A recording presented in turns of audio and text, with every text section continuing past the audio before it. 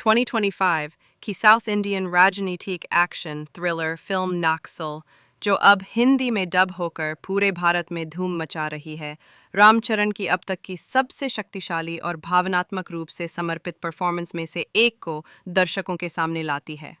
निर्देशक सुधीर कृष्णन द्वारा निर्देशित यह फिल्म एक सच्चाई से प्रेरित कथा को बड़े पर्दे पर बेहद गहराई से प्रस्तुत करती है, जहां नक्सलवाद, आदिवासी संघर्ष, सरकार की नीतियों और सत्ता के दमनकारी तंत्र के बीच एक तीव्र टकराव को दिखाया गया है।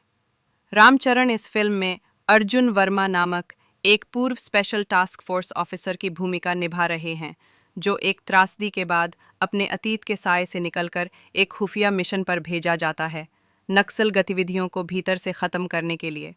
लेकिन जैसे जैसे वह जंगलों और गांवों की गहराइयों में प्रवेश करता है, उसे समझ आता है कि जिन लोगों को आतंकवादी कहा जा रहा है, वे दरअसल शोषण, भ्रष्टाचार और ज़मीन से बेदखली का शिकार हुए मासूम हैं। फिल्म की सिनेमेटोग्राफी, जो छत्तीसगढ़ और झारखंड के जंगली इलाकों को बखूबी चित्रित करती है, हर दृश्य को वास्तविकता से जोड़े रखती है।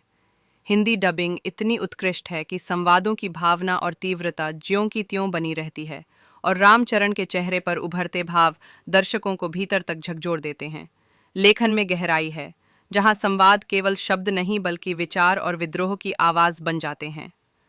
फिल्म नक्सल केवल एक एक्शन फिल्म नहीं, बल्कि सामाजिक और राजनीतिक विमर्श की एक चलती फिरती किताब है, जो दर्शकों को ये सोचने पर मजबूर करती है कि देशद्रोह का असली मतलब क्या होता है और असली दुश्मन कौन है, बंदूक चलाने वाला या व्यवस्था को चुपचाप कुचलने वाला। फिल्म का दूसरा भाग और भी अधिक तीव्र और विचारोत्तेजक हो जाता है, जहां अर्जुन को यह पता चलता है कि इस नक्सल विद्रोह को कुचलने के पीछे केवल कानून नहीं, बल्कि सत्ता, उद्योगपतियों और भ्रष्टाचार की मिलीभगत भी है। प्रकाश राज और नासर जैसे दिग्गज कलाकार भ्रष्ट व्यवस्था के प्रतिनिधि बनकर पर्दे पर छा जाते हैं। संगीतकार देवी श्री प्रसाद का बैकग्राउंड स्कोर और आदिवासी लोक संगीत पर आधारित गाने फिल्म को एक आत्मा प्रदान करते हैं, जिससे हर दृश्य भावनाओं से लबरेज हो जाता है। रामचरण का शारीरिक और मानसिक रूपांतरण दर्शकों को हैरान कर देता है। एक वर्दीधारी अफसर 2025 की साउथ इंडियन राजनीतिक एक्शन थ्रिलर फिल्म नक्सल, जो अब हिंदी में डब होकर पूरे भारत में धूम मचा रही है, रामचरण की अब तक की सबसे शक्तिशाली और भावनात्मक रूप से समर्पित परफॉर्मेंस में से एक को दर्शकों के सामने लाती है। निर्देशक सुधीर कृष्णन द्वारा निर्देशित यह फिल्म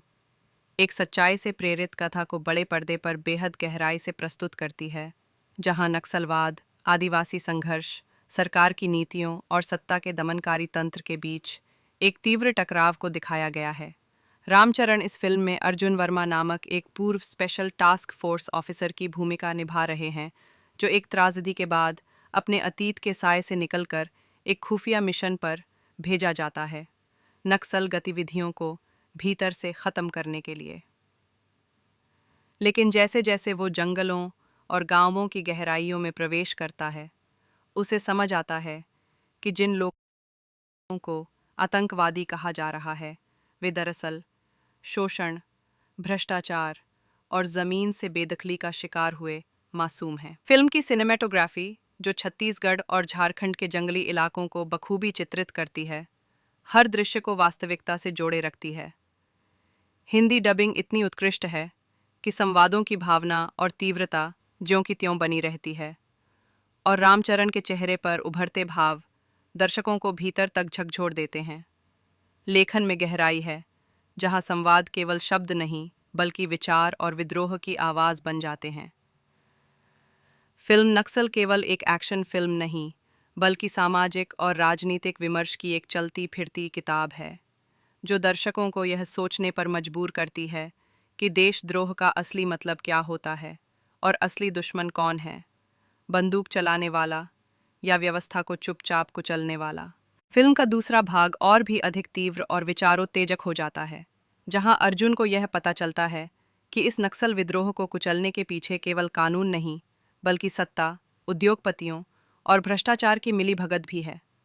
प्रकाश राज और नासर जैसे दिग्गज कलाकार भ्रष्ट व्यवस्था के प्रतिनिधि बनकर पर्दे पर छा जाते हैं। संगीतकार देवी श्री प्रसाद का बैकग्राउंड स्कोर और आदिवासी लोक संगीत पर आधारित गाने फिल्म को एक आत्मा प्रदान करते हैं, जिससे हर दृश्य भावनाओं से लबरेज हो जाता है। रामचरण का शारीरिक और मानसिक रूपांतरण